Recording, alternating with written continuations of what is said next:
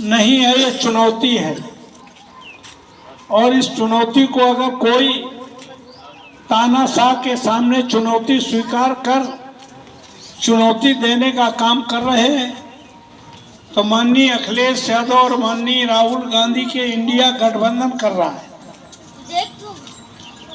बहन जी से भी दलित समाज ये उम्मीद करता था, जब भारत का लोकतंत्र खतरे में है, संविधान खतरे में है, तो संविधान से ही हम सब लोग हैं। माननीय बहन कुमारी मायावती अगर 4 बार मुख्यमंत्री बन पाई है तो वो संविधान के कारण बन पाई। वो संविधान जो प्रधान से लेकर प्रधानमंत्री बनने और बनाने का अधिकार देता है, उसको लगातार बदलने की कोशिश की जा रही है, उससे छेड़छाड़ की जा रही है। जो संवैधानिक संस्थाएं हैं, ईडी है, सीबीआई है, इनकम टैक्स है, इनके जरिए लोगों को जेल में डालने की कोशिश की जा रही है, उन्हें तोड़ने की कोशिश की जा रही है। सारी आज की तारीख में संवैधानिक संस्थाएं अस्तित्वहीन हो गई हैं, उनका प्रयोग हो रहा है तो विपक्ष के खिलाफ हो रहा है। चुनी हुई सरकारों के मुख्यमंत्री जेल में डाले जा रहे हैं। पूरे देश में भय का वातावरण है। जो भी माननीय मोदी जी के खिलाफ बोलने की कोशिश करता है, उसके खिलाफ ईडी सीबीआई की रेड पड़ती है। और जो बहुत बड़ा भ्रष्टाचारी जिसको बताते हैं, जब भाजपा में शामिल हो जाए तो नहा धो के बिल्कुल नीट एंड क्लीन हो गया। ऐसे हालात में जब संविधान खतरे में हो, लोकतंत्र खतरे में हो, लोग डरे हुए हों, ऐसे में अगर कोई चुनौती दे रहा है तो इंडिया गठबंधन दे रहा है, माननीय राहुल गांधी और माननीय अखिलेश यादव दे रहे हैं।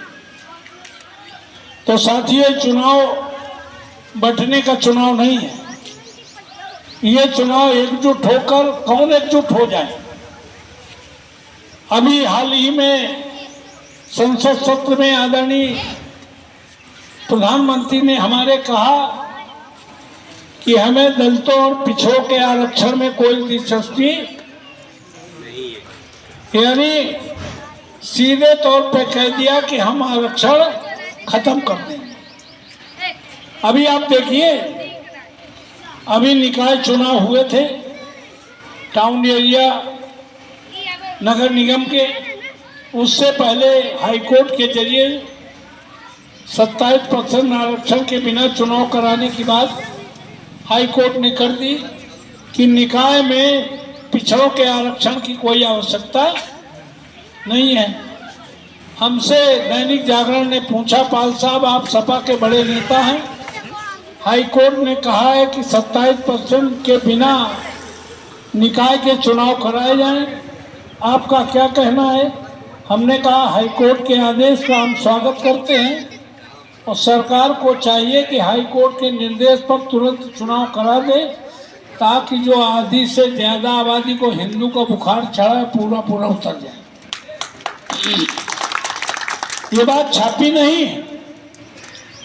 जब उन्हें लगा 24 का चुनाव लगा हुआ है, पिछड़ों में विपक्ष में यही मुद्दा हो जाएगा, तो कहने लगे चाहे हमें सुप्रीम कोर्ट जाना पड़े, हम पिछड़ों के आरक्षण का खत्म नहीं होने देंगे।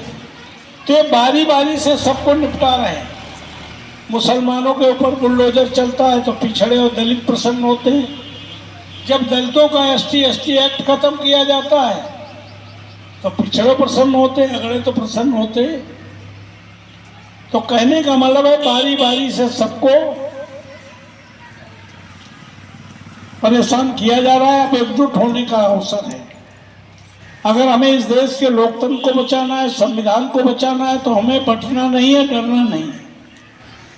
तो इस चुनाव में आने वाली 13 तारीख में दलित, पिछड़े, मुसलमान और अगले समाज के वो लोग जिन्हें संविधान से आस्था है, लोकतंत्र पे विश्वास है, वो सब एकजुट होकर आज की तारीख में ये बता दें हमारे समाजवादी पार्टी के साथियों से कि दलित समाज पूरी तरह से आपके साथ खड़ा होने के लिए तैयार है। आपको हाथ बढ़ाने की जरूरत है। समूचा पिछड़ा समाज आपकी तरफ आ सकता है, उससे संपर्क और संबंध बनाने की आवश्यकता। और अगर दलित पिछड़ा अक़लियत इकट्ठा हो जाए तो सर बराबर के अगड़े समाज के लोग भी जो 10 साल से यहाँ आदरणीय मोदी जी की गारंटी में सांसद है, उनको अगड़े समाज ने भी कुछ नहीं देखा, उसका एक भी कोई काम है नहीं, तो वो भी आपके साथ आने के लिए तैयार हैं।